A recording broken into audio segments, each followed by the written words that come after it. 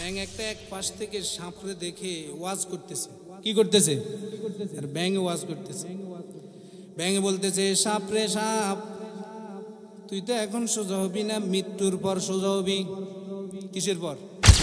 রাত্রিবেলা একটু চিন্তা করবেন, যদি আমার নামটা এভাবে এলান হয়ে যায়, মানুষ তো আমার জন্য এভাবে আসবে, আর আমাকে শেষ বিদায়, শেষ দেখা আমার সন্তান দেখবে, আমার স্ত্রী দেখবে, আমার মা দেখবে, বাবা দেখবে, পৃথিবীর সমস্ত মানুষগুলো আমাকে দেখবে। আমি তো কিছুই বলতে পারবো না, আমি তো শুধু চিৎকার দিব। আমার চিৎকার আল্লাহ ছাড়া, ফেরেশতা ছাড়া কেউ শুনবে না। এমন একটি অসহায়ত্ব অবস্থায় আমার আসবে, আপনার আসবে, ঠিক কিনা? রাত্রিবেলায় এই চিন্তা করবেন।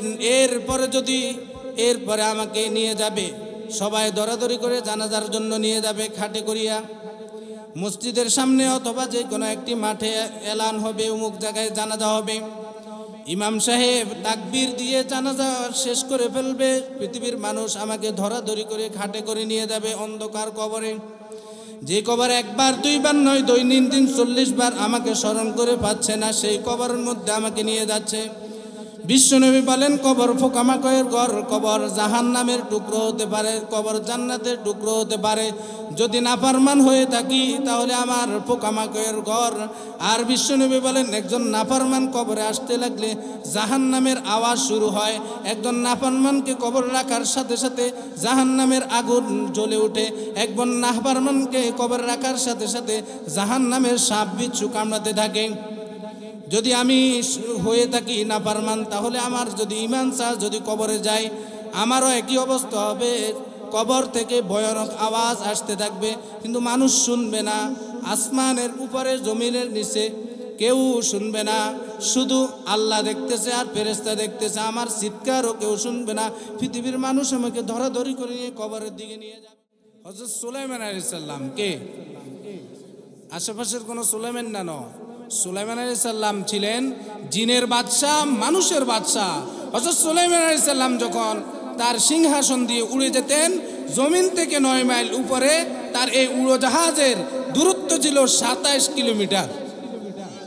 সুবহানাল্লাহ বলবেন না? এই সুবহানাল্লাহ দিয়ে হবে না, একটু জোরে বলেন সুবহানাল্লাহ।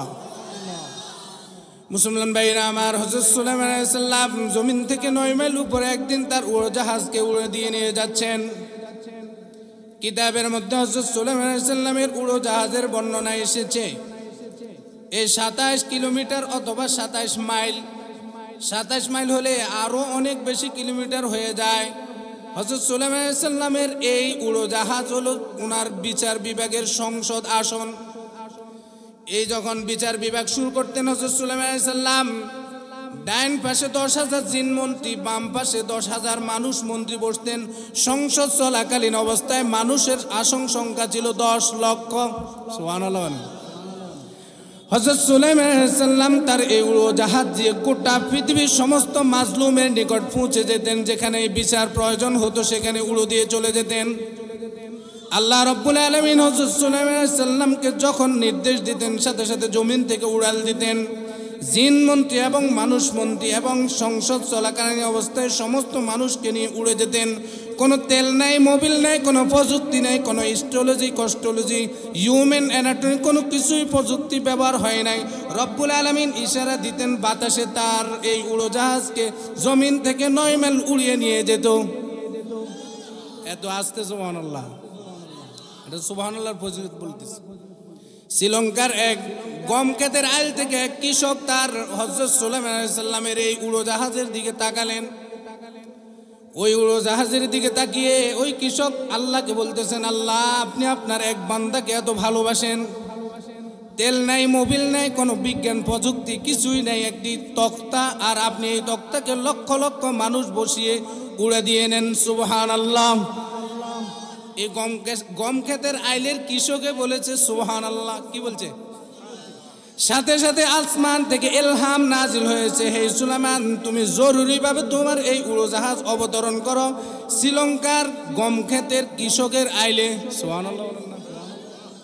হযরত সুলাইমান আলাইহিস সালাম তার উড়োজাহাজ দিয়ে এই কৃষকের সামনে অবতরণ করলেন। সাথে সাথে কৃষক কাঁপতে কাঁপতে জমিনে সিজদায় পড়ে গেলেন। আল্লাহ, গালি দিই নাই, কবি বলি নাই, মন্দ বলি নাই। সুলাইমান আলাইহিস সালামের এই উড়োজাহাজ থেকে সুবহানাল্লাহ বলেছি, উড়োজাহাজ কেন নামলো? হযরত সুলাইমান আলাইহিস সালাম ওই কৃষককে ডেকে বলো, ভয় পেও না। কি পেও না? এত জোর বলেন, এত আস্তে করলেও জোরে বলেন। এই তো না, 2 টাকার একটা চা, রং চা 5 টাকার, এটা খাওয়ানোর জন্য মরক মার্কা, গড়ি মার্কার মিছিল আছে না নাই? কত জোরে চিৎকার মারে, লাভ দিয়ে লুঙ্গি উপরের দিকে উঠে আলা, এরকম মানুষ আছে না নাই? মুসলমান ভাইরা আমার, সেই মানুষই আপনারা পারবেন। হাড়ে শক্তি আছে না নাই? হযরত সুলাইমান আলাইহিস সালাম ওই ব্যক্তিকে ডেকে বলে, আসুন, আপনি কোন বাক্য উচ্চারণ করেছেন, কোন কথা বলেছেন, যে এই কারণে রব্বুল আলামিন এই মুহূর্তে জরুরি অবতরণ করার জন্য বলেছেন? ওই ব্যক্তি বলছে, আল্লাহর নবী, আল্লাহর প্রিয় বান্দা, আপনি হলেন গোটা পৃথিবীর বাদশাহ। গোটা পৃথিবীতে 4 জন বাদশাহ ছিল, তার মধ্যে মুসলিম 2 জন বাদশার মধ্যে একজন হলো হযরত সুলাইমান। যারা বলেন না হযরত সুলাইমান, কোরআনের মধ্যে নাম আছে না নাই? ইন্নাহু মিন সুলাইমান ওয়া ইন্নাহু বিসমিল্লাহির রহমানির রহিম। সুবহানাল্লাহ বলেন না? কি ওয়াজ শুনবেন, কান সুখ করবেন, এখানে ওয়াজ, এখানে আমল নাই। আমি সুবহানাল্লাহর ওয়াজ করি, সুবহানাল্লাহ পাই না। আফসোস আপনাদের জন্য, আমার জন্য, এই জাতির জন্য। আওয়াজ দিয়ে বলেন ঠিক কিনা? এখান থেকে বের হই, কালকে দেখবেন এই চায়ের দোকানগুলো সংসদ আসনের মতো বসে বসে গরম করবে, অমুক হুজুর ওয়াজ এমন, তমুক হুজুর এটা বলছে, এটার জন্যই হুজুর আসছে, এই গীবত শেখায়েত আমাদের মুখে মুখে। অথচ আমরা প্রত্যেকটা সুবহানাল্লাহর বিনিময়ে তামলাউল মিজান, প্রত্যেকটা সুবহানাল্লাহ আমার মিজানের পাল্লা ভারী হবে। সুবহানাল্লাহ। মুসলমান ভাইরা আমার, হযরত সুলাইমান আলাইহিস সালাম বলেন, হে আমার বন্ধু, হে আমার উম্মত, ভয় পেও না, তোমাকে মারবো না, কিছুই করবো না। তুমি কোন কথা উচ্চারণ করেছো যার কারণে আল্লাহর পছন্দ হয়ে গিয়েছে, রব্বুল আলামিন জরুরিভাবে আমার এই উড়োজাহাজ অবতরণ করার জন্য বলেছে, বলো। ওই ব্যক্তি বলছে, গালি দিই নাই, মন্দ দিই নাই, জমিন থেকে 9 মাইল উপরে আপনার উড়োজাহাজ দেখে আল্লাহর প্রশংসা আদায় করে বললাম সুবহানাল্লাহ। হযরত সুলাইমান আলাইহিস সালাম বলেন, হে প্রিয় বন্ধু, তুমি কি জানো এই বিশাল উড়োজাহাজ, এই তখতে সুলাইমানি, এই আমার নবুয়তি, এই আমার সংসদ আসন, এই আমার বিচার বিভাগ, আল্লাহর যতগুলো নিদর্শন দেখতেছ, এই বিশাল উড়োজাহাজের দিক থেকেও রব্বুল আলামিনের নিকট তোমার এই সুবহানাল্লাহর দাম অনেক বেশি, অনেক বেশি। এই জন্য সুবহানাল্লাহ বলবেন না? একটু জোরে বলেন, বলবেন না? ওয়াজ শুরু করতাম নেই তো, বাইরে রাস্তায় এখনো দাঁড়িয়ে রয়েছে। রাস্তায় যারা আছেন চলে আসবেন, আল্লাহ সকলকে আসার তৌফিক দান করে। যারা বুট বাদাম, আরো কি আছে, চটপটি, আরো আছে ফুচকা, এগুলোর জন্য ঘুরতেছেন, এগুলো কালকেও পাবেন কাজিরহাট বাজারে, জমিদারহাট বাজারে। তবে কালকে এই মাহফিল আর পাবেন, যখন পাবে না, এই জন্য চলে আসেন। মুরব্বীরা অনেকে হাসতেছে, মুরব্বীদের হাসা দেখলে আল্লাহর আরশ পর্যন্ত হাসে। সুবহানাল্লাহ বলেন। আল্লাহ রাব্বুল আলামিন বলেন, যে ব্যক্তি দাড়ি পাকা করেছে আবেগে, ভালোবাসা নিয়ে, ওই ব্যক্তি নামাজ আদায় করেছে, সরলতা জীবন যাপন করেছে, আর কোরআনের কথা শুনে মন থেকে হেসে দিয়েছে, ওই ব্যক্তির হাসিটা জান্নাতি হাসি। আপনি জোরে বলেন না? ইন্নাল হামদালিল্লাহিল আকরাম আল্লাযী আল্লামা বিল কলম আল্লামাহু মিনাল বায়ানি মা লাম ইয়ালাম ونحمده حمدا كثيرا ونشهد أن سيدنا وسندنا وحبيبنا وحبيب ربنا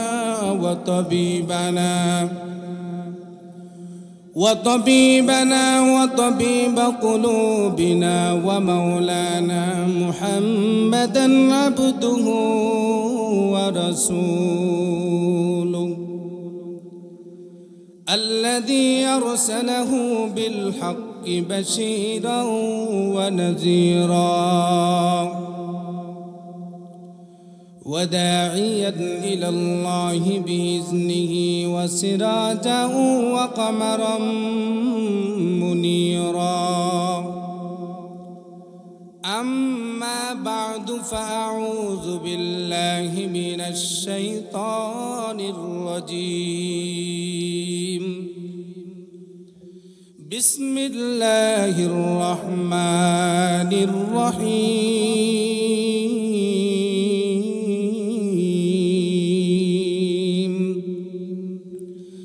قل إن الموت الذي تفرون منه فإنه ملاقيكم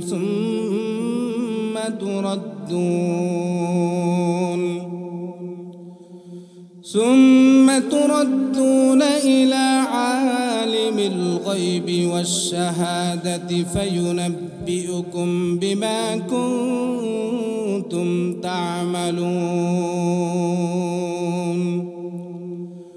وقال النبي صلى الله عليه وسلم كفى بالموت واعظا صدق الله مولانا العظيم وصدق رسوله النبي الأمي الكريم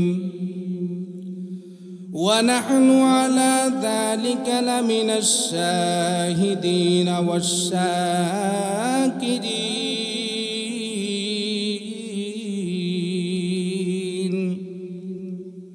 والحمد لله رب العالمين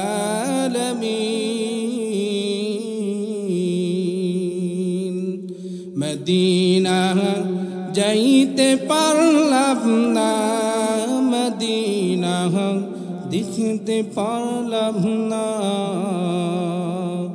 মদিনা যাইতে পারলাম না মদিনা দেখতে পারলাম না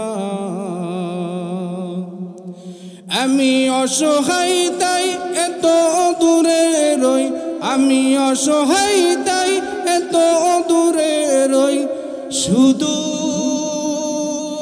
সালাম জানাই মদিনা যাইতে পারলাম না মদিনা দেখতে পারলাম না মদিনা নাম কত সুন্দর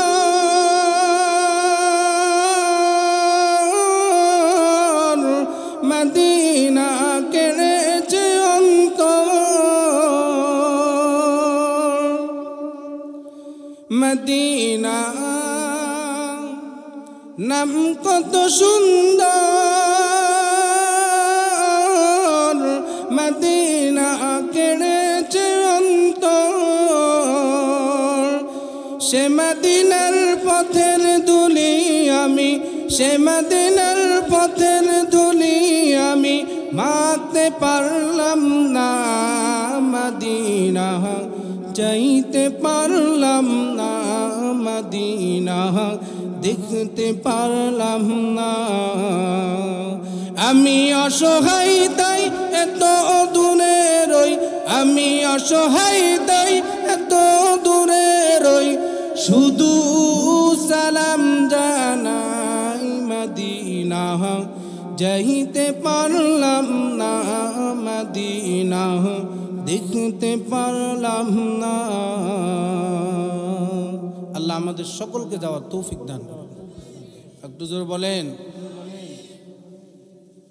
সময় আধা ঘন্টা এই আধা ঘন্টার মধ্যে সুন্দরভাবে আয়াত হাদিস সম্পর্কে কথা বলবো আল্লাহ আমাকে সুন্দরভাবে বলার এবং সকলকে সুন্দরভাবে শোনার তৌফিক দান করুন একটু জোরে বলেন যারা ঘুরতেছেন এখনো তাদেরকে আমি একটা প্রশ্ন করব যদি একটু পরে আপনার আমার হায়াত শেষ হয়ে যায় এই শীতের মধ্যে ঠান্ডার মধ্যে আমাকে আপনাকে পৃথিবীর সমস্ত আপনজন একেবারে উলঙ্গ করে সাদা কাপড় দিয়ে পেঁচিয়ে ঘর থেকে বের করে দিবে আওয়াজ দিয়ে বলেন ঠিক কিনা পৃথিবীর কোনো প্রিয় স্ত্রী আমাকে আর ঘরে রাখবে না সন্তান আমাকে লাশ বলবে সন্তান আমাকে কি বলবে অথচ এই সন্তানের জন্য জীবনটা শেষ করে দিলাম স্ত্রী আমাকে লাশ বলবে রাত্রিবেলায় ভয় লাগে এই রুমের মধ্যে আর রাখা যাবে না,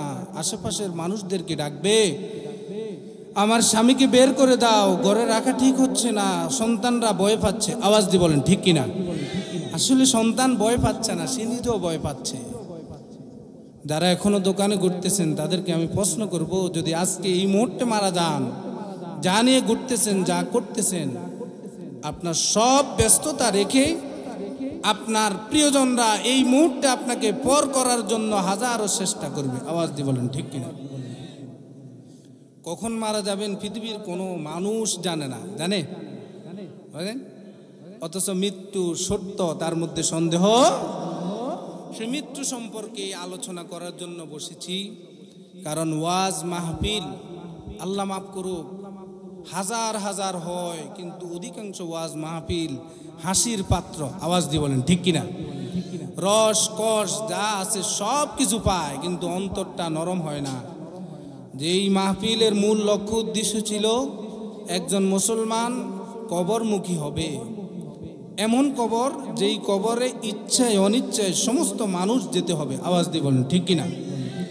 এমন কবর, এমন মৃত্যু, পৃথিবীর সমস্ত মানুষ যদি কোরআনের সমস্ত আয়াত অস্বীকার করে, আল্লাহ বলেন, প্রশ্ন করলাম তোমাকে, কুল ইন্নাল মাউতাল্লাযী তাফিরুনা মিনহু ফাইন্নাহু মুলাকীকুম সুম্মা তুরাদ্দুন। আল্লাহ রাব্বুল আলামিন বিশ্ব নবীর মাধ্যমে গোটা পৃথিবীর সমস্ত মানুষদেরকে বলেন, কুল ইন্নাল মাউত, গোটা পৃথিবীর সমস্ত মানুষ ভালো করে শুনে রাখো, মৃত্যু এমন এক জন্তু, মৃত্যু এমন এক মহৎ, মৃত্যু এমন এক বস্তু তোমাদের নিকট আসতেছে, ফাইন্নাহু মুলাকীকুম, মৃত্যু তোমাদের সাথে সাক্ষাৎ করবে। কুল ইন্নাল মাউতাল্লাযী তাফিরুনা মিন, পৃথিবীর সমস্ত মানুষ সমস্ত কিছু তুমি যদি অস্বীকার করো, কোরআনের সমস্ত আয়াত অস্বীকার করো, মৃত্যু নামক এই বস্তুকে অস্বীকার করলো, মৃত্যু তোমাকে খুঁজেই নিবে। ঠিক কিনা? কে বলতেছেন? ওয়াজকার। ওয়াজকার আমার ওয়াজ নয়, কিচ্ছা কাহিনী বই থেকে অমুক থেকে তমুক থেকে নয়, সরাসরি বক্তা হলেন মহান রব্বুল আলামিন আল্লাহ। বলেন কে? আল্লাহ রব্বুল আলামিন বিশ্ব নবীর মাধ্যমে সমস্ত মানুষদেরকে বলতেছেন, কুল ইন্নাল মাউতাল্লাযী তাফিরুনা মিন, পৃথিবীর সমস্ত মানুষদেরকে বিশ্ব নবী আপনি বলে দেন, আল্লাযী তাফিরুনা মিন, মৃত্যুকে তারা অস্বীকার করে, মৃত্যু থেকে মুখ ফিরিয়ে নেয়, ফাইন্নাহু মুলাকীকুম, মৃত্যু তার সাথে সাক্ষাৎ করবে। মৃত্যু তার সাথে কখন করবে? নির্দিষ্ট সময় আছে? বলেন। যেই কোনো মুহূর্তে হতে পারেন কি লাশ, যেই কোনো মুহূর্তে আপনি লাশ হয়ে যেতে পারেন। আর লাশ হলো আরবি শব্দ, বাংলা অর্থ হলো উল্লেখযোগ্য কোনো বস্তু নয়। এই রুহুটা থাকার কারণে আমার এই জামার দাম আছে, আমার এই চোখের দাম আছে, আমার হাতের দাম আছে, আমার পায়ের দাম আছে, হাঁটতেছি চলতেছি, মনের দাম আছে। চক্ষুটা যদি বন্ধ হয়ে যায়, রুহ যদি চলে যায়, আমার এই লাশ পৃথিবীর জমিনের সমস্ত মানুষের জন্য বোঝা হয়ে যাবে। আওয়াজ দিয়ে বলেন ঠিক কিনা? চোখেরই পলকে তুমি হতে পারো লাশ, চিরতরে বন্ধ হবে তোমারই নিঃশ্বাস। ঠিক কিনা? ঠিক বলবেন না? ঠিক বললো ঠিক, না বললো ঠিক। চোখেরই পলকে তুমি হতে পারো লাশ, চিরতরে বন্ধ হবে তোমারই নিঃশ্বাস। হবে এলান তোমারই নাম মসজিদের মাইকে, হবে এলান তোমারই নাম মসজিদের মাইকে। বাড়িওয়ালা নাই রে, বাড়ি নাই রে দুনিয়াতে, বাড়িওয়ালা নাই রে, বাড়ি নাই রে দুনিয়াতে। ধন সম্পদ গাড়ি বাড়ি টাকার পাহাড়, বিলাসিতায় কেটেছে জনম কত অহংকার। ঠিক না? তার কত কিছু, গাড়ি বাড়ি নারী সম্পদ, কত কিছুর হিসাব তার সামনে, অহংকারের কোনো শেষ। ধন সম্পদ গাড়ি বাড়ি টাকার বাহার, বিলাসিতায় কেটেছে জনম কত অহংকার। সুতু টান দিলে মালিক ও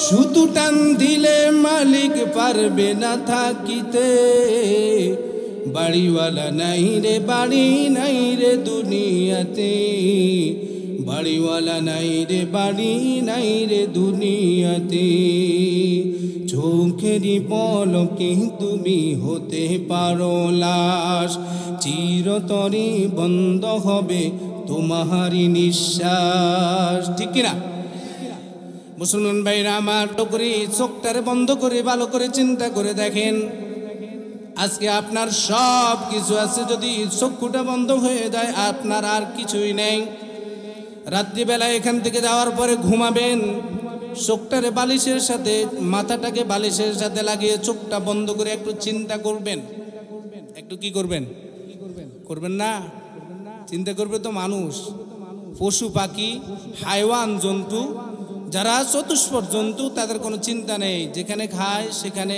আবার ছেড়ে দেয় যেখানে যা ইচ্ছা তাই করে পশু পাখি চতুষ্পদ জন্তু কিন্তু একজন আল্লাহর প্রিয় বান্দা মানুষ সে চিন্তা করবে রাত্রিবেলায় বালিশের সাথে মাথা লাগিয়ে হায়রে আমি একদিন ছিলাম না এখন আছি আবার একবার আমি থাকবো না ঠিক কিনা কোথায় ছিলাম আবার এখন কেন এসেছি আবার কোথায় আমি চলে যাব একজন মানুষ চিন্তা করবে আজকে রাত্রিবেলায় এখান থেকে গিয়ে একটু চিন্তা করবেন হায়রে আমি তো ছিলাম না এখন আছি আজকে রাত্রি যদি আমি মৃত্যুবরণ করে এই ঘুম থেকে যদি আর না উঠি বলেন এই ঘুম থেকে যদি বলেন না রাত্রে ঘুমানোর সময় তো মৃত্যুর দোয়া পড়ে ঘুমান ঘুমের দোয়া হলো আল্লাহুম্মা বিসমিকা আমুতু ওয়া আহইয়া হে আল্লাহ আমি আপনার নামে শুইতেছি আপনার নামে আমি মৃত্যুবরণ করতেছি আমুতু ওয়া আহইয়া আপনি আবার আমাকে জীবিত করুন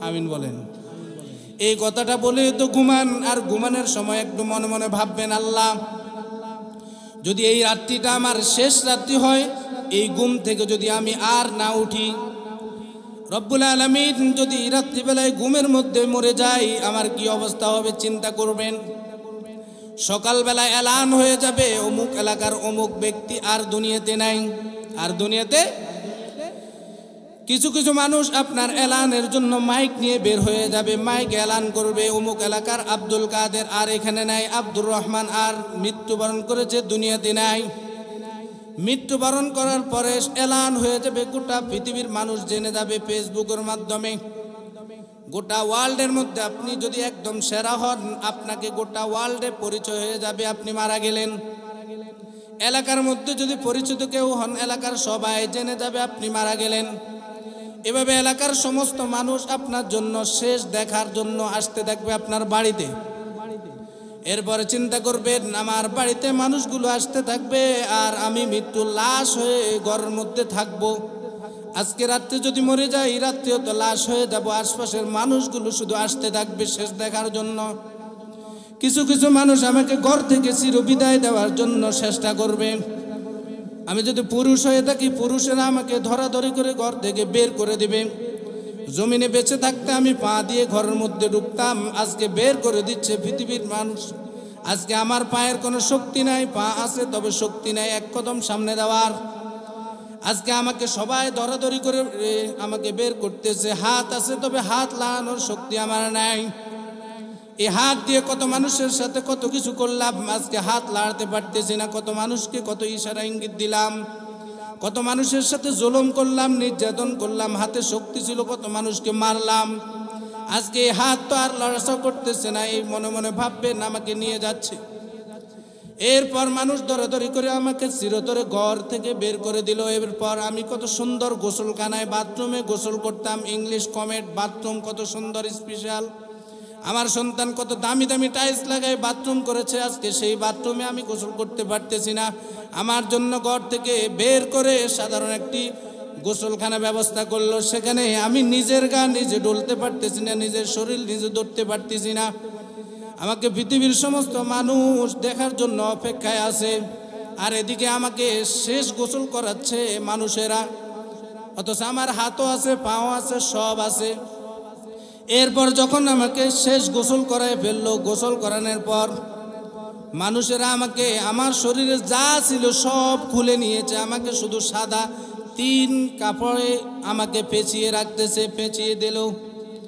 এরপর আমাকে কাফন পরিয়ে মানুষগুলো ধরাধরি করে আমাকে খাটে করে আনলো।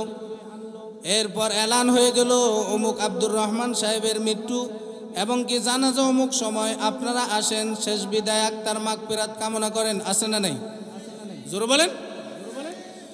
রাত্রিবেলা একটু চিন্তা করবেন, যদি আমার নামটা এভাবে এলান হয়ে যায়, মানুষ তো আমার জন্য এভাবে আসবে, আর আমাকে শেষ বিদায়, শেষ দেখা আমার সন্তান দেখবে, আমার স্ত্রী দেখবে, আমার মা দেখবে, বাবা দেখবে, পৃথিবীর সমস্ত মানুষগুলো আমাকে দেখবে। আমি তো কিছুই বলতে পারবো না, আমি তো শুধু চিৎকার দিব, আমার চিৎকার আল্লাহ ছাড়া, ফেরেশতা ছাড়া কেউ শুনবে না।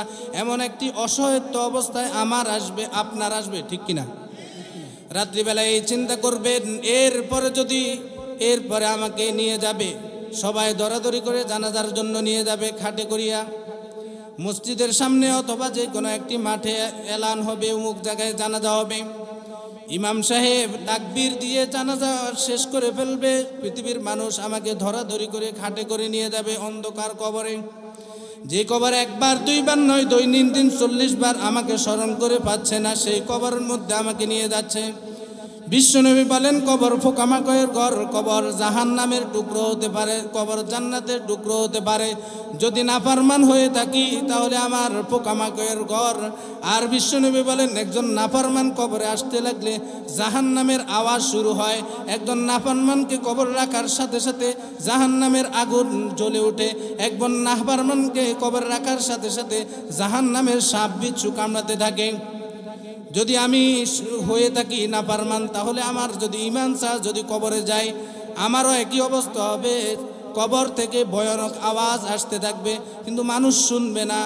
আসমানের উপরে, জমিনের নিচে কেউ শুনবে না, শুধু আল্লাহ দেখতেছে আর ফেরেশতা দেখতেছে। আমার চিৎকারও কেউ শুনবে না। পৃথিবীর মানুষ আমাকে ধরাধরি করে নিয়ে কবরের দিকে নিয়ে যাবে, ঠিক কিনা? জোরে বলেন। এরপর যখন আমাকে কবরে নিয়ে যাবে,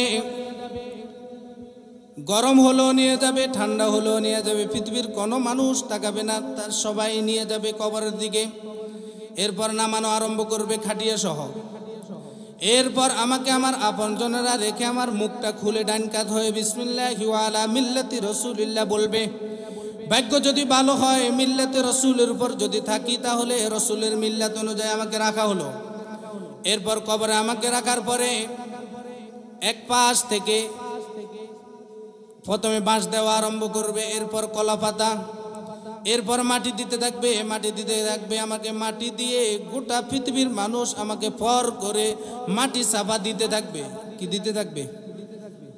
মাটি চাপা দিয়ে মানুষগুলো চলে আসবে। আর বিশ্বনবী বলেন, একজন মৃত ব্যক্তিকে, একজন মাইয়েতকে যখন কবরে রাখা হয়, কবরে রাখার পরে যখন 40 কদম আত্মীয় স্বজন সবাই চলে যায়, একজন ফেরেশতারা কবরের উপর থেকে গোটা পৃথিবীর সমস্ত মানুষদের দিকে লক্ষ্য করে গোটা পৃথিবীর সমস্ত মানুষদেরকে বলে, হে ডান পাশের সমস্ত মানুষ, হে দক্ষিণ পাশের এই ব্যক্তির সমস্ত আত্মীয় স্বজন, আজকে থেকে শুনে যাও, এই ব্যক্তি আজকের এই মুহূর্ত থেকে তোমাদেরকে ভুলে গেছে, এই ব্যক্তির সাথে আর দুনিয়ার সম্পর্ক নাই, তোমরাও ভুলে যাও।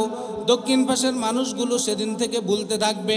পূর্ব দিকে তাকিয়ে ফেরেশতারা বলবে, পূর্ব দিকের যত আত্মীয় স্বজন আছো, ভাই ব্রাদার আত্মীয় স্বজন, সবাই শুনে রাখো, এই ব্যক্তি এই মুহূর্ত থেকে তোমাদের থেকে পর হয়ে গিয়েছে, কবরবাসী হয়ে গিয়েছে, এই ব্যক্তি তোমাদেরকে ভুলে গেছে, তোমরাও ভুলে যাও। এভাবে উত্তর দিকের সমস্ত মানুষদেরকে ডেকে ডেকে ফেরেশতারা বলবে, উত্তর দিকের যত মানুষ আছো, আত্মীয় স্বজন আছো, এই ব্যক্তির আজকে থেকে সবাইকে ভুলে যাও। পশ্চিম দিকে তাকিয়ে তাকিয়ে বলবে, পশ্চিম পাশের যত আত্মীয় স্বজন আছো সবাই ভুলে যাও, এই ব্যক্তিও তোমাদেরকে ভুলে যাবে। বিশ্বনবী বলেন, একজন মৃত ব্যক্তিকে যখন কবরে রেখে 40 কদম চলে আসে আর ফেরেশতারা এই এলান দেয়, সেদিন থেকে আত্মীয় স্বজন সবাই ভুলতে থাকে। সন্তান সর্বোচ্চ 3 দিন যাবে। এরপর সন্তান সরকারি চাকরি করে, তার অফিস খোলা চলে যাবে, ঠিক কিনা? জোর বলেন। পরিবার পরিজন আত্মীয় স্বজন কত প্রিয় মানুষ ছিল, তারা 1 দিন 2 দিন কবরে পানি ঢালে। 7 দিন ডালে 8 দিন ডালে 15 দিনের দিন একটা অনুষ্ঠান করে, অথবা 41 দিন 45 দিন পালন আছে না নাই? এরপরে গোটা পৃথিবীর মানুষ আস্তে আস্তে দিন গণে, বছর গণে, এবার বছর শেষে মৃত্যুবার্ষিকী আছে না নাই? মুসলমান ভাইরা আমার, বিশ্বনবী বলেন তোমাদের যত প্রিয় মানুষ হোক না কেন, ওই ব্যক্তি মৃত্যুর পরে পর হয়ে গিয়েছে, তোমরাও পর হয়ে গিয়েছ। তোমার বেলা, আমার বেলা, সকলের বেলা এটি, ঠিক কিনা? ফেরেশতার এলানের উপর গোটা পৃথিবীর সমস্ত মানুষ দিন দিন ভুলে যায়, 1 বছর পরে স্মরণ করে, 10 বছর, 20 বছর।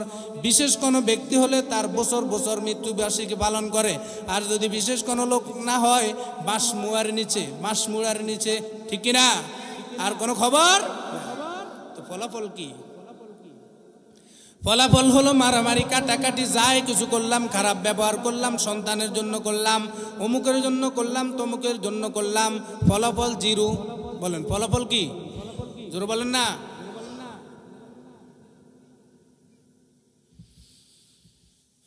ফলাফল জিরো, এটি বাস্তব। মৃত্যুবরণ করে দেখেন, চোখ বন্ধ করে দেখেন।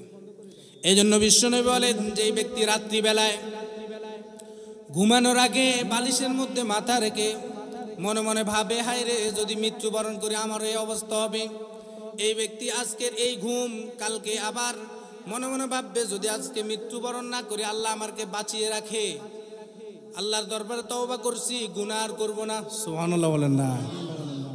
এভাবে মৃত্যুকে স্মরণ করতে হবে।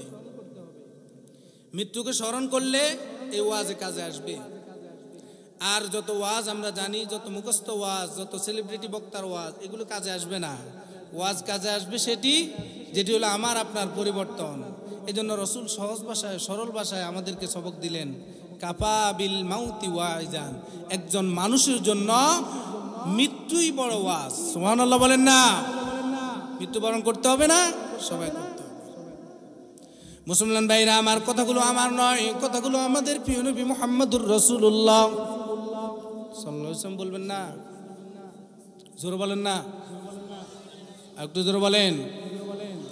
প্রত্যেকটা সাল্লাল্লাহু আলাইহি সাল্লাম বলার বিনিময়ে বিশ্বনবী বলেন, মান সাল্লা আলাইয়া ওয়াহিদাতান সাল্লাল্লাহু আলাইহি আশরা। আমার যে উম্মত একবার বলবে সাল্লাল্লাহু আলাইহি ওয়াসাল্লাম, আল্লাহ তাআলা ওই ব্যক্তির নিকট 10 বার রহমত পাঠাবেন। একটু জোরে বলেন না। এখনো সুবহানাল্লাহ পিছনের ভাইয়েরা বলতেছে না। মনে কষ্ট? জোরে বলেন না। মনে কষ্ট আছে না? একবার সাল্লাল্লাহু আলাইহি ওয়াসাল্লাম বলবেন, 10 বার রহমত পাঠাবেন আল্লাহ। সুবহানাল্লাহ বলেন। এই কথাগুলো আমার নয়, আমাদের প্রিয় নবী মুহাম্মদ আরবি সাল্লাল্লাহু আলাইহি ওয়াসাল্লাম। কোরআনের প্রত্যেকটা কথা সত্য, কোরআনের বিশ্বনবীর প্রত্যেকটা কথা সত্য, কোনো প্রকারের সন্দেহ আছে? বলেন। কোরআনের প্রত্যেকটা কথা সত্য, বিশ্বনবীর প্রত্যেকটা কথা সত্য। কোরআনের মধ্যে আল্লাহ রব্বুল আলামিন যা বলেছেন গোটা পৃথিবীর মানুষ দেখতেছে সত্য। কোরআনের মধ্যে কোনো প্রকারের ভুল নাই, সন্দেহ নাই। এমন এক কোরআন পেলাম যেই কোরআনে আল্লাহ রব্বুল আলামিন শুরুতে চ্যালেঞ্জ দিয়েছেন, যালিকাল কিতাব লা রাইবা ফীহি হুদাল লিল মুত্তাকিন। সুবহানাল্লাহ বলেন না।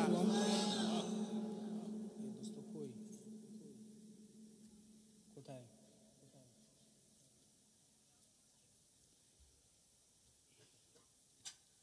হ্যালো, আমি তো ওয়াজের এখানে। হুজুর কোথায়? রাকিবুল মনির সাহেব?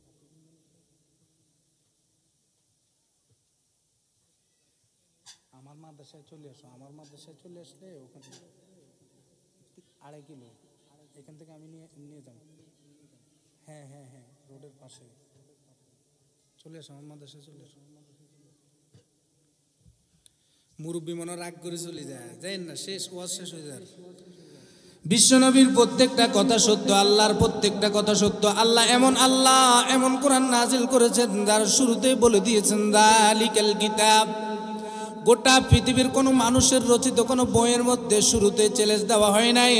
রব্বুল আলামিন এমন কোরআন নাজিল করেছেন যে কোরআনের শুরুতেই চ্যালেঞ্জ এসেছে, যালিকাল কিতাব। গোটা পৃথিবীর সমস্ত মানুষ শুনে রাখো, আমার এমন কোরআন নাজিল করেছে আমার প্রিয় নবীর উপর, যালিকাল কিতাবু লা রাইবা ফীহি হুদাল লিল মুত্তাকিন। গোটা পৃথিবীর মানুষ শুরুতে চ্যালেঞ্জ দিচ্ছে, এই কোরআনের মধ্যে কোনো প্রকারের সন্দেহ নাই, কোনো প্রকারের ভুল নেই। সুবহানাল্লাহ, একটু জোরে বলেন না।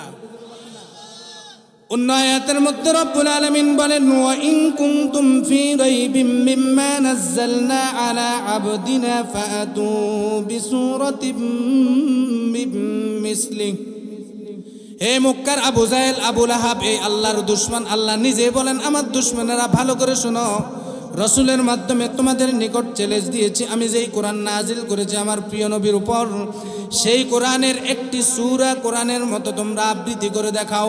গোটা পৃথিবীর সমস্ত মানুষের নিকট আল্লাহ চ্যালেঞ্জ দিয়েছেন, গোটা পৃথিবীর সমস্ত মানুষদেরকে রব্বুল আলামিন চ্যালেঞ্জ দিয়ে বলতেছেন, কোরআন যদি ভুল হয়ে থাকে, কোরআনের মতো একটি সূরা তোমরা অবতীর্ণ নাজিল করে দেখাও, অথবা কোরআনের মতো একটি ছোট্ট সূরা আবৃত্তি করে দেখাও। মুসলমান ভাইরা আমার, এই চ্যালেঞ্জ একদিন দুই দিন নয়, 1500 বছর আগে দিয়েছে রব্বুল আলামিন। গোটা পৃথিবীর কত ইহুদি খ্রিস্টান এই চ্যালেঞ্জের মোকাবেলায় এসে মুসলমান হয়ে গিয়েছে, কোরআনের ভুল বের করে দেখাতে পারে নাই। বলেন আল্লাহু আকবার। এমন কোরআন পেয়েছি যেই কোরআন 1500 বছর আগে যেমন বর্তমানে তেমন।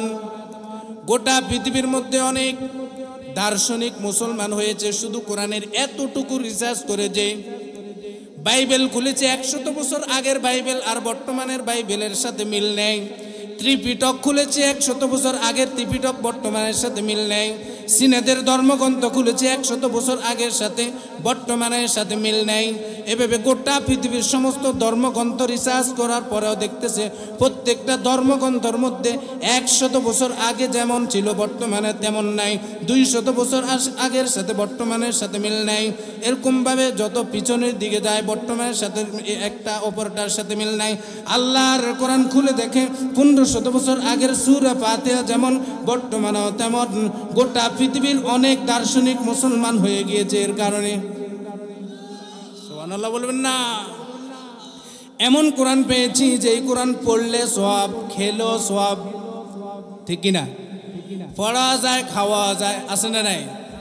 অসুস্থ হয়ে গিয়েছেন, সূরা ফাতিহা পড়ে ফু দিয়েছে, খাওয়ার পরে পেট ভালো। সুবহানাল্লাহ বলেন না। আল্লাহ রাব্বুল আলামিন এতটুকু মেসেজ দিয়েছে, কোরআন এমন জিনিস যা খাওয়া যায়, পড়া যায়, শুধু তাই নয় পরিবারও ফিট করা যায়, পরিবার নয় কোরআন দিয়ে সমাজ নেতৃত্ব দেওয়া যায়, শুধু সমাজ নয় কোরআন দিয়ে রাষ্ট্র নেতৃত্ব দেওয়া যায়, শুধু তাই নয় গোটা পৃথিবীর কোরআন দিয়ে নেতৃত্ব দেওয়া যায়, এমন এক কোরআন। সুবহানাল্লাহ বলেন না।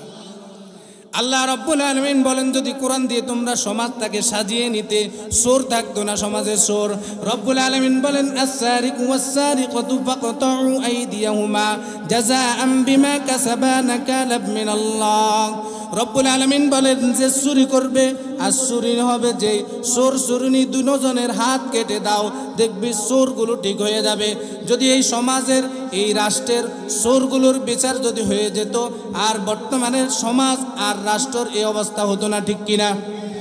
জোরে বলেন। আলুসুর, মুলাসুর, কদিসুরের বিচার হয়, আর এই দেশে বড় বড় নেতারা ছিল, লক্ষ লক্ষ কোটি কোটি টাকা দেশ থেকে বিদেশে পাচার করেছে, তাদের কিন্তু সুন্দর বিচার এখনো হয় নাই, ঠিক কিনা? জোরে বলেন। রাস্তাঘাটে 1 কোটি টাকা টেন্ডার হয়, মাত্র 10 লাখ টাকার কাজ হয়, ঠিক কিনা? জোরে বলেন। এই চুরি করে করে করে দেশটাকে এমন পর্যায়ে নিয়ে এসেছে, একদম থলের মধ্যে কিছুই নেই। এই অবস্থায় আমাদের এসেছে ডক্টর ইউনূস। ডক্টর ইউনূস যে খাতে হাত দেয় সে খাতে থলি ঝুলি নাই, থলি দিয়ে মাছ ধরেছে, নিচে দিয়ে সব শেষ, সব মাছ টাল করতেছে, উন্নয়ন উন্নয়ন ডিজিটাল, কিন্তু এক সময় দেখতেছে নিচে কিছুই নেই, চোরেরা শেষ করে দিয়েছে। আমাদের সাবেক প্রধানমন্ত্রী শেখ হাসিনাকে, ঠিক কিনা, ঠুস করে দিয়েছে, ঠুস, চোরেরা করছে। এই যে আমাদের আপা চলে গেছে চোরদের কারণে। মুসলমান ভাইরা আমার, সমাজটা যদি আরো 10 থেকে 15 বছর আগে কোরআন দিয়ে সুন্দরভাবে কোরআনের আইনটা কায়েম হয়ে যেত, গোটা পৃথিবীতে কোনো বাংলাদেশে কোনো চোরের জায়গা হবে না। চোর চোরেরই যেই রকম চোর হোক, ছোট চোরের বিচার এলাকায় হবে, বড় চোরের বিচার থানার মধ্যে হবে, আরো একটু বড় চোর জেলার মধ্যে হবে, আরো বড় চোর বিভাগে হবে। একদম বড় চোর যেই বড় বড় এমপি মন্ত্রীরা শুরু করতো, তাদের বিচার হতো যদি বাইতুল মুকাররমে।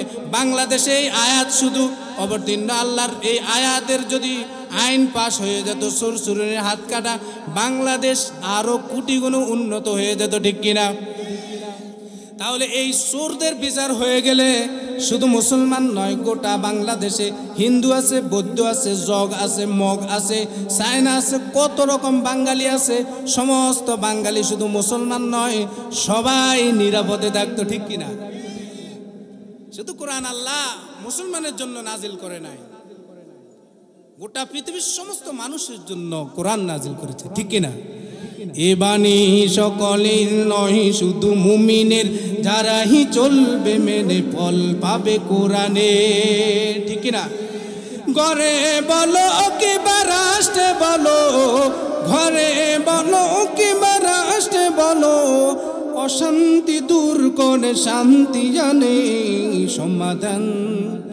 সমাধান চাও যদি জীবনে মননে, ফিরে যাও খুঁজে নাও চোখ রাখো কোরআনে।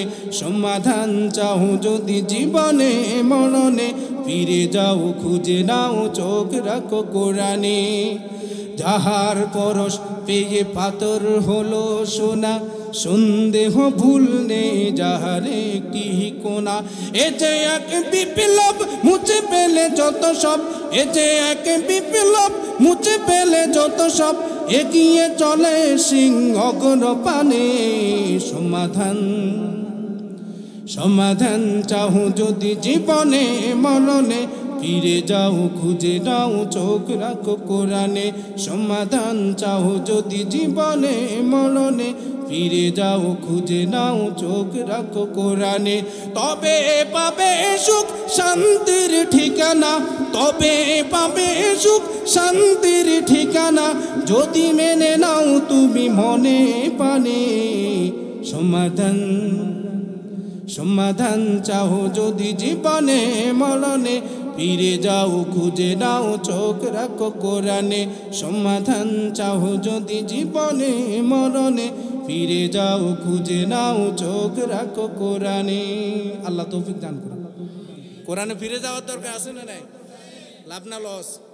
বাইরের মাইক বন্ধ করে দিন, আর 10 মিনিট সময় আছে। আর 5 মিনিট করতাম, কথা শেষ হয় না তো। কে কে করতাম না পক্ষে আছেন? হাত তুলুন তো। মুরব্বী আছে আলহামদুলিল্লাহ, একজন শ্রোতা পেলাম। না করতাম, বুঝে না, বুঝে না। হ্যাঁ ছোট সোনামণি বুঝে না, বুঝছে না, বুঝবে। তবে সময় মতো বুঝতে হবে। বলেন সময় মতো বুঝতে হবে। মৃত্যুর পরে বুঝলে কোনো লাভ হবে? সাপ আর ব্যাং একসাথে যেতেছে, বলেন কে? সাপ আর ব্যাং, শুনে রাখেন, সাপ আর ব্যাং একসাথে যেতেছে। সাপ আর ব্যাং দুজন বন্ধু না শত্রু? সাপে দেখলে শুধু শুধু ব্যাঙের বাচ্চাগুলোর ধরে রাখে, ক্যাঁ ক্যাঁ আওয়াজ হয়, হয় না? ব্যাং একটা এক পাশ থেকে সাপরে দেখে ওয়াজ করতেছে। কি করতেছে? আর ব্যাং ওয়াজ করতেছে। ব্যাং বলতেছে, সাপ রে সাপ, তুই তো এখন সোজা হবি না, মৃত্যুর পর সোজা হবি। কিসের পর? কে ওয়াজ করে? মেয়ে বাউয়া ব্যাং। আচ্ছা দেখ, বাউয়া ব্যাং ওয়াজ করছে। দেখছেন কি সুন্দর নোয়াখালী ভাষা, বাউয়া ব্যাং। আচ্ছা দেখ, বাউয়া ব্যাং সে ওয়াজ করতেছে। তার ওয়াজটা হলো, এরে সাপ বাঁকাতে হাঁটিস না, মানুষের চোখে পড়লে মরবি, আর তোর সোজা করে রাখবি। ব্যাং এই ওয়াজ করে চলে গেছে। সাপ কি তার কথা শুনছে? সাপ বাঁকা তাড়াও হাঁটতেছে। এরপর ব্যাং আবার ওদিক থেকে আসতেছে, কারণ ব্যাংরে সবাই মারে না, সাপরে দেখলে লাঠি লয়। ইরিখেতের আইলের আপনার জালের বাঁশ রয়েছে, ওটা সোলায় ফেলায়, ওর বেড়া।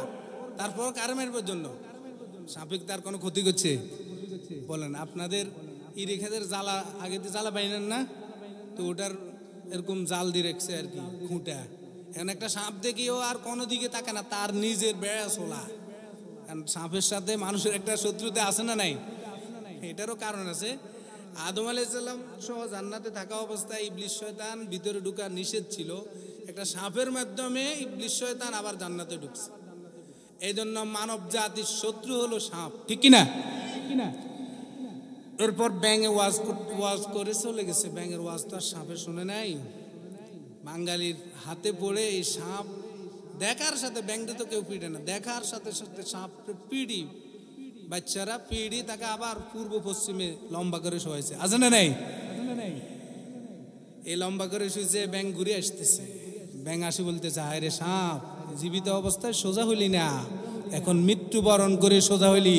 কিছু কিছু মুরব্বী এমন আছে ছোটবেলা থেকে দুষ্টামি করতে করতে করতে নামাজ নাই, কলমা নাই, সুদ ঘুষ সিগারেট এমন টানা টানে মুখগুলো কালো, ফেরেশতারও আসে না। আওয়াজ দিয়ে বলেন ঠিক কিনা? শয়তানি করতে করতে এমন শয়তানি হয়েছে, ডাব পাকলে হয় জুনা নারকেল, ওই ব্যক্তি শয়তানি করতে করতে বুড়া জুড়া শয়তান হয়েছে, ঠিক কিনা? আল্লাহকে মানে না, এই বাঁকা অবস্থায় কবরে দেয়। আল্লাহ রাব্বুল আলামিন বলেন, ইয়া আইয়ুহাল্লাযীনা আমানুত্তাকুল্লাহ হাক্কা তুকাতিহি ওয়া লা তামুতুন্না ইল্লা ওয়া আনতুম মুসলিমুন। আল্লাহু আকবার বলেন না। আমি কোনো কমার্শিয়াল কোনো বক্তা নই। আমার মাহফিলে বাংলাদেশের সবচেয়ে টপ লেভেলের বক্তারা আসছে। আমি ওয়াজ করি নাই 2 দিনে, যারা গেছেন। আমি এখানে আসছি জাকির ভাইয়ের ভালোবাসায়, আপনাদের সাথে কিছুক্ষণ বসে কথা বলতেছি। এই যে মাহফিলের এলোমেলো ঘুরতেছে, এদেরকে বসাইছি। আমি কোনো বক্তা না। তারপর তেলাওয়াত শেষ হলে আল্লাহু আকবার বলবেন তো ইনশাআল্লাহ। আল্লাহ কি বলেন? ওই সাপার ব্যাঙের এটাকে অ্যানালাইসিস করি আমি বলছি, কিন্তু আল্লাহ এভাবে আমাদেরকে বলছেন, ইয়া আইয়ুহাল্লাযীনা আমানুত্তাকুল্লাহ, হে মুমিনেরা তোমরা আমি আল্লাহকে ভয় করো, হাক্কা তুকাতিহি ওয়া লা তামুতুন্না ইল্লা ওয়া আনতুম মুসলিমুন। রব্বুল আলামিন মুমিনদেরকে বলতেছেন, হে মুমিনরা তোমরা আমি আল্লাহকে ভয় করো, ভয় করার মতো ভয় করো, আর সোজা হওয়া ছাড়া কবরে এসো না। ঘোষণাকার কি বলেন হুজুর? সোজা হওয়া ছাড়া কবরে এসো না। মুসলিমুন শব্দের বাংলা অর্থ হলো সোজা হওয়া। মুসলমান সহজ সরল, যারা মুসলমান হবে সে হবে সহজ সরল। বলেন, যারা মুসলমান সে হবে কি? সহজ সরল। এই জন্য অন্তরের মধ্যে আল্লাহর ভয় সৃষ্টি করতে হবে, সহজ সরল নম্রভদ্র হতে হবে। আজান দেওয়ার সাথে সাথে মসজিদে যেতে হবে, মনের মধ্যে কোনো হিংসত্ব মনোভাব রাখা যাবে না, ভদ্রভাবে চলতে হবে, সরলতা ভালোবাসা মানুষের সাথে থাকতে হবে। রব্বুল আলামিন বলেন, অন্তরের মধ্যে আমি আল্লাহর ভয় সৃষ্টি করো। মুসলমান হওয়া ছাড়া কবরে এসো না, সোজা হওয়া ছাড়া কবরে এসো না। আমরা অনেকে বুঝতেছি, অনেকে ওয়াজ শুনতেছি, কিন্তু সোজা হতেছি না। মৃত্যুর পরে সোজা হবো এটা নিয়ত অনেকের আছে না নাই? মৃত্যুর পর আল্লাহ এক উসুল্লাহ আমার মাফ করে দিব। কত নেক আমল করছি, আর আল্লাহ বলেন কত বদ আমল করছো, কোনটা রসুলে ধরা খাও, এটা চিন্তা করে আসো, ঠিক কিনা? কত নেক আমল করছে, আল্লাহ বলে মুখরে এইভাবে নাফরমানরে মাফ করে দিছে, আমারও হয়তো মাফ করে দিবে। কবরে যাওয়ার পরে বুঝিয়ে, ওই সময় বুঝেও কোনো কাজে আসবে না। আল্লাহর কোরআন 6666 আয়াত পড়েন, অট্ট বুঝার জন্য চেষ্টা করেন। হওয়ার সময় একটু মনে মনে মৃত্যু নিয়ে ভাববেন, আল্লাহ তৌফিক দান করুন। আর একটু জোর বলেন না, তাহলে আপনার আমার জন্য রসুলের এই হাদিসটি যথেষ্ট। কাফা বিল মাউতি ওয়াইজান, গোটা পৃথিবীর সমস্ত মানুষকে বিশ্বনবী বলেন, মুসলমানকে বলেন, বিশ্বনবীর উম্মতদেরকে বলেন, কাফা বিল মাউতি, মৃত্যু যথেষ্ট, ওয়াইজান একজন মানুষের জন্য ওয়াজ, আর বেশি ওয়াজের প্রয়োজন নাই। একদম ডক্টর মিজানুর রহমান আজহারির মাহফিলে যাই, লক্ষ লক্ষ মানুষ যাই দেখার জন্য, ওয়াজ শোনার জন্য যেতে হবে, এরকম কিছু আল্লাহ বলেন। আল্লাহ বলছে তোমার ওয়াজ তোমার কাছে, তোমার ওয়াজ যথেষ্ট, শুধু তুমি মৃত্যু নিয়ে একটু ভাবো। একজন মানুষ মৃত্যু নিয়ে ভাবো না, মৃত্যু নিয়ে ভাবলে তোমার এটাই তোমার ওয়াজ যথেষ্ট। একটু ভাবো, আজকে মৃত্যুবরণ করলে কালকে কি হবে, এটা শুধু একটু ভাবো। ভাববেন তো ইনশাআল্লাহ। মসজিদে জমাত হবে 7টা 15 মিনিটে। এখন 7:09, আমি বরাবর এখনই ছেড়ে দিব। জামাতের সহিত নামাজ পড়বেন, ভোর রাতে উঠে ফজরের নামাজ আবার জামাতের সহিত পড়বেন। কারা কারা রাজি আছেন আল্লাহকে দুহাত তুলে? আল্লাহ সবাইকে কবুল করুক বলেন আমিন। এবার শুনেন, বিশ্বনবী বলেন, যেই ব্যক্তি 2 ঠান্ডার নামাজ পড়বে ওই ব্যক্তিকে আল্লাহ মাফ করে দিবেন। 1 ঠান্ডার নামাজ ঈশার নামাজ, আর 1 ঠান্ডার নামাজ ফজরের নামাজ। যে ব্যক্তি ঈশার নামাজ পড়ে ঘুমাবে, বিশ্বনবী বলেন একটা ফেরেশতারা অর্ধরাত্র জাগ্রত থেকে ইবাদত করার সওয়াব ওই ব্যক্তির আমলনামায় লিখতে থাকবে। আর যেই ব্যক্তি ভোর রাতে উঠে ফজর নামাজ জামাতের সহিত পড়বে, বিশ্বনবী বলেন পুরো রাত্র জেগে ইবাদত করার সওয়াব আল্লাহ তাআলা ওই ব্যক্তির আমলনামায় দিবেন। সুবহানাল্লাহ বলবেন না? আল্লাহ আমাদের সবাইকে তৌফিক দান করুক বলেন আমিন। সবাই মসজিদে যাই, নামাজ আদায় করে আবার এখানে চলে আসব। নামাজের পরে বিশ্বজয় হাফেজ নাজমুস সাকিব তেলাওয়াত করে চলে যাবেন। তিনার প্রোগ্রাম আর একটি কুমিল্লা আছে, এখান থেকে তিনি কুমিল্লা চলে যাবেন। আমরা বিশ্বজয় হাফেজ নাজমুস সাকিবের তেলাওয়াত সলাতুল ইশার পরে শুনবো ইনশাআল্লাহ। কলরবের জনপ্রিয় সঙ্গীত শিল্পী শাফিন মাহমুদ, যাকে আমরা মোবাইলে দেখি, টেলিভিশনে দেখি, আজকে তাকে সরাসরি দেখব। তাদের ইসলামী সঙ্গীত শুনবো, তেলাওয়াত শুনবো। মুফতি রাফি বিন মনির সমীর মুন্সিহাট চলে এসেছে, তার আলোচনা শুনবো। আল্লাহ আমাদের সবাইকে শেষ পর্যন্ত থাকার তৌফিক দান করুক।